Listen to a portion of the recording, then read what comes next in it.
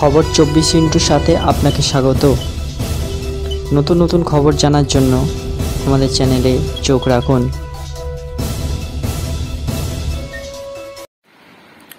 নমস্কার দর্শক বন্ধুরা, স্বাগত আমাদের এই চ্যানেলে। হাসনাবাদে বিস্ফোরণের ঘটনায় গ্রেফতার বিজেপি নেতার ভাই ফাঁসানোর অভিযোগ তুলেছে ধৃত দিলীপ দাসের পরিবার। সন্দেশকারীদের রোবট নামার ঠিক 24 ঘন্টার মধ্যে কেঁপে ওঠে বিজেপি নেতা নিমাই দাসের ভাই দিলীপ দাসের বাড়ি। গ্রেফতার করা হয় দিলীপ দাসকে। আজ উত্তর 24 পরগনা হাসনাবাদের ঘটনা।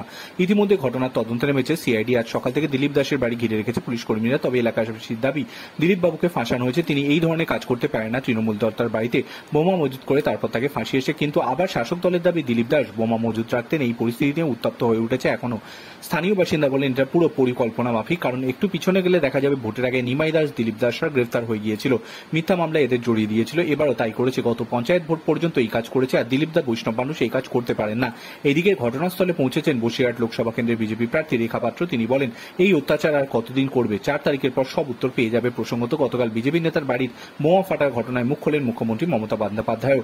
আসানসোলের সভা থেকে বিজেপিকে আক্রমণ করার কথা তিনি জানান। বোমা ফাটার খবর তার নজরে এসেছে। শুধু তাই নয়, সন্দেশকারীতে কমান্ডো নামানো নিয়ে কটাক্ষ করে মুখ্যমন্ত্রী বলে দিয়েছেন, কেন এত মিথ্যা কথা বলেন আপনারা? সন্দেশখালী প্রসঙ্গ তুলে ধরেন তিনি। এটা বলে একতরফা ভাবে চলে এলো। রাজ্য পুলিশ জানতে পারলো না, কেউ জানতেই পারলো না কে কি বলছে, কোথা থেকে মিলছে। এটাও তো হতে পারে ওরা গাড়ি করে নিয়ে এসেছে, কোনো প্রমাণ নেই, ওইগুলো ওখানেই ছিল। Bureau report.